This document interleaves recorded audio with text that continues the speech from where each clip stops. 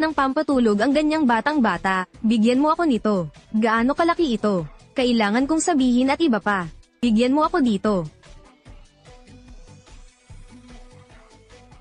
Anong ginagawa nyo? Etc.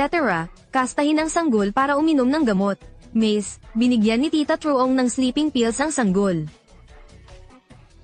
Damn old lady, how dare you hurt my son? Ano na? Si nanay. Magpakabait ka, huwag kang umiyak, nanay, nandito ako. Talented, binigyan ng babaeng ito ng bansa ang aming anak ng pampatulog.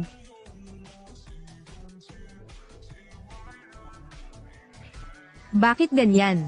Evil old lady, how dare you give my apo sleeping pills? Hindi ako siya, pinoprotektahan ko lang yung bata.